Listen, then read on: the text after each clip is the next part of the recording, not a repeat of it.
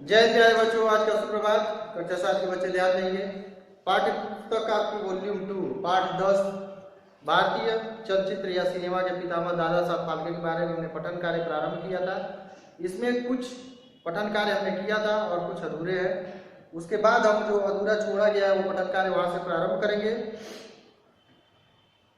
जो 22 को पत्रिका के संपादक थे सेसिल हेपवर्थ, उन्होंने मशीनों को खरीदने में, फिल्म निर्माण के जो तकनीकी यंत्र उपकरण होते हैं उनको खरीदने में दादा साहब फाल्के की मदद की। और वहां से जब दादा साहब फाल्के लंदन से 1912 में जब वापस लौटे हैं तो उन्होंने फाल्के फिल्म की स्थापना की, जो फिल्म बनाने का काम करती थी। दादा साहब फाल्के ने सबसे पहले राजा हरिश्चंद्र फिल्म बनाई। राजा हरिश्चंद्र की कहानी से सब लोग परिचित होंगे। सत्यवादी राजा कब माने गए हैं? इन्होंने सपने में ऋषि को अपने दान दिए गए राज्य के अनुसार, जब वो ऋषि वास्तव में समक्ष रूप में, प्रत्यक्ष रूप में सामने आते हैं, तो वो सपने में दिए गए अपने राजपाट के आधार पर हकीकत में अपने राजपाट को उन ऋषि को देकर, दान में देकर, और खुद अपनी पत्नी और बच्चे के साथ अपने राज्य से बाहर चले गए। तो उन पर फिल्म बनी थी राजा हरिश्चंद्र पर। यह मूक फिल्म और देश की पहली फीचर फिल्म थी। मूक यानी मौन, जिससे आवाज न निकलती, यानी ऐसी फिल्म उन्होंने बनाई थी जिसमें कोई आवाज नहीं था, कोई साउंड नहीं था, उसमें सिर्फ दृश्य दिखते थे। वह मूक फिल्म है। देश की पहली फीचर फिल्म थी ये राजा हरिश्चंद्र। इस पर कुल 15,000 रुपए उस समय खर्च हुए थे। उस समय कुल 15,000 रुपए खर्च हुए थे, जो एक बड़ी रकम थी उस समय में। इसका प्रदर्शन 3 मई 1913 को बंबई के कोरोनेशन थिएटर में किया गया। उन्होंने 20 वर्षों में कुल 95 फिल्में और 26 लघु फिल्में यानी छोटी फिल्में बनाई। उनकी फिल्म भस्मासुर मोहिनी में पहली बार महिलाओं की भूमिका निभाई। उनकी जो फिल्म थी भस्मासुर मोहिनी, उस फिल्म में महिला का जो रोल होता है, फिल्म में आप देखते हैं जो महिलाएं होती हैं, स्त्री पात्र होते हैं, उनमें उस फिल्म में उस समय हकीकत में महिलाओं की भूमिका निभाई थी, यानी स्त्री पात्र की भूमिका निभाई थी। उसके पहले तक दादा साहब फाल्के ने जो भी फिल्में बनाई थी उसमें स्त्री हो या पुरुष हो, दोनों के रोल पुरुष ही करते थे, पुरुष कलाकार ही निभाते थे। यानी महिला भी बनने का कार्य उनकी फिल्मों में पुरुषों ने ही किया है।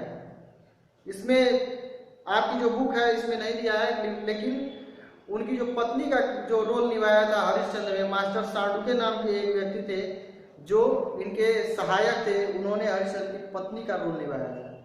और इनकी जो भी फिल्में थी भस्मासुर मोहिनी से पहले, उसमें स्त्री पात्रों की, यानी इन्होंने स्त्री पात्रों के लिए कलाकारों की उपलब्धता की, लेकिन वो कुछ पर्दे पर आने के बाद शर्मा जाती थी, कुछ वहां से भाग जाते थे, और कुछ लोगों को, बड़े कुलीन लोग जो थे जिनकी यहाँ पढ़ी लिखी स्त्रियां थी, वो इस कार्य के लिए अनुमति नहीं देते। तो ये समस्या थी उस समय, इसलिए मजबूरन पुरुषों को ही स्त्रियों के रोल करने पड़ते थे।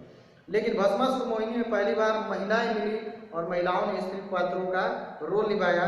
उन कलाकारों के नाम कमला गोखले और दुर्गा गोखले था। दोनों माँ बेटी थी और नाटक कंपनी में काम करती थी। दादा साहब फाल्के की सफलता से कुछ व्यवसायी इस उद्योग की तरफ आकृष्ट हुए। आकृष्ट का मतलब है आकर्षित होना, अट्रैक्ट होना। आकृष्ट का मतलब है अट्रैक्ट होना या आकर्षित होना उसकी तरफ। तो दादा साहब फाल्के ने जब फिल्में बनाई तो उनकी जो सफलता हो, उनको जो सक्सेस मिली, उससे कुछ व्यवसायी यानी बिजनेसमैन लोग जो थे इस फिल्म उद्योग की ओर आकर्षित हुए। उन्होंने 1917 में उनके साथ मिलकर हिंदुस्तान सिनेमा कंपनी बनाई। वो उद्योगपति जिनको फिल्मों का अनुभव नहीं था, लेकिन दादा साहब फाल्के को फिल्में बनाने और फिल्मों का अनुभव था, इसलिए उन्होंने दादा साहब फाल्के से समझौता किया और उनके साथ मिलकर हिंदुस्तान सिनेमा कंपनी बनाई। बिजनेसमैन ने दादा साहब ने लगभग 125 फिल्मों का निर्माण किया। उनकी अंतिम फिल्म सेतु बंधन थी। अंतिम फिल्म का नाम था सेतु बंधन, ये इंपॉर्टेंट हो सकता है आपके लिए, जो 1932 में प्रदर्शित हुई थी। 1932 में प्रदर्शित हुई और उन्होंने एकमात्र बोलती फिल्म, यानी पहले फिल्मों में आवाज यानी साउंड का इफेक्ट नहीं था, सिर्फ चित्र आपको दिखते थे, चित्र भागते थे, चित्रों के आधार बस दिखता था कि वहाँ कुछ हो रहा है, लेकिन वो साउंड रिकॉर्डर उस समय उपलब्ध नहीं था कि फिल्मों में आवाज दी जा सके। अब तकनीकी रूप से हम सब लोग सक्षम है कि वॉइस रिकॉर्ड कर सकते हैं, अपने फोन से भी आप वॉइस रिकॉर्ड कर सकते हैं। तो एकमात्र बोलती फिल्म गंगा अवतरण, उनकी एकमात्र बोलती फिल्म बनी गंगा अवतरण। दादा साहब फाल्के ने चलचित्रों में विशेष प्रभाव, स्पेशल इफेक्ट का रचनात्मक प्रयोग किया। यह एक क्रांतिकारी पहल थी। इससे चलचित्र ज्यादा आकर्षक यानी फिल्में ज्यादा अट्रैक्टिव बनने लगी।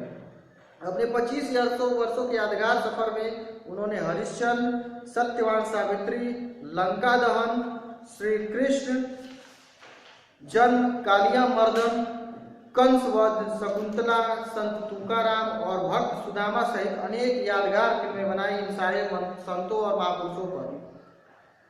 यहाँ यह बात जानना दिलचस्प है कि जब दादा साहब फाल्के ने भारत की पहली फीचर फिल्म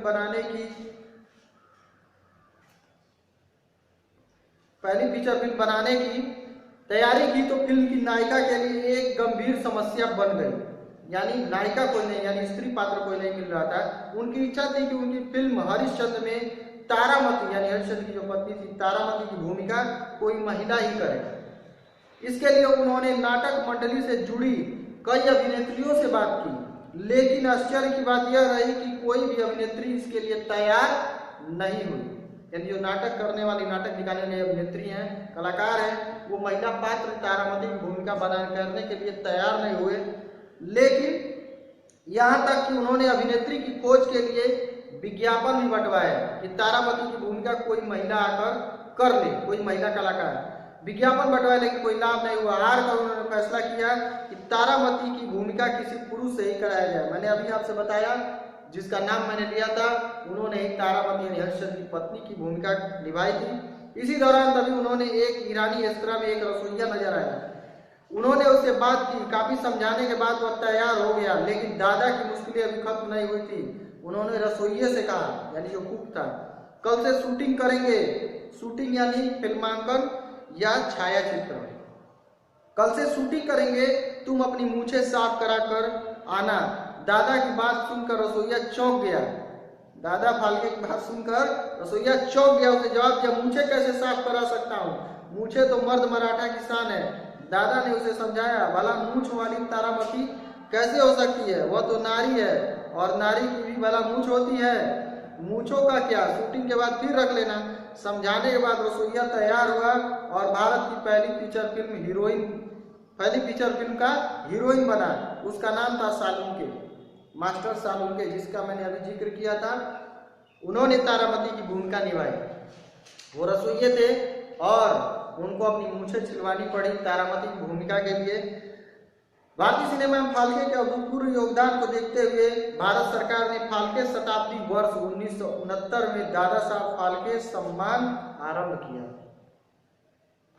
दादा साहब फाल्के के सम्मान में 1969 से दादा साहब फाल्के सम्मान का आरंभ किया। यह सिनेमा के क्षेत्र में उल्लेखनीय यानी अभूतपूर्व विशेष योगदान के लिए सूचना और प्रसारण मंत्रालय द्वारा, भारत सरकार के सूचना और प्रसारण मंत्रालय द्वारा दादा साहब फाल्के पुरस्कार विशेष योगदान के लिए उन व्यक्तियों को दिया जाता है जो सिनेमा या फिल्म जगत से जुड़े हैं, अभिनय जगत से जुड़े हैं। यह भारतीय सिनेमा जगत में सबसे प्रतिष्ठित पुरस्कार माना जाता है, यानी सबसे ऊंचे दर्जे का पुरस्कार माना जाता है। इस पुरस्कार के तहत 2 लाख रुपए की राशि, 2 लाख रुपए की नकद राशि और स्वर्ण कमल, सोने का कमल दिया जाता है। पहला दादा साहब फाल्के पुरस्कार प्रसिद्ध अभिनेत्री देविका रानी को दिया गया था। ये भी इंपॉर्टेंट है कि पहला दादा साहब फाल्के पुरस्कार किसको दिया गया, तो अभिनेत्री देविका रानी को। सरकार ने दादा साहब फाल्के के सम्मान में वर्ष 1971 में उन पर एक डाक टिकट भी जारी किया। 1969 में उनके नाम पर पुरस्कार और 1971 में उनके नाम पर डाक टिकट। तो ये जो पठन कार्य है ये आपका समाप्त हुआ। अगली कक्षा में हम अभ्यास प्रश्नों की ओर बढ़ेंगे। अभी के लिए आपकी कक्षा समाप्त।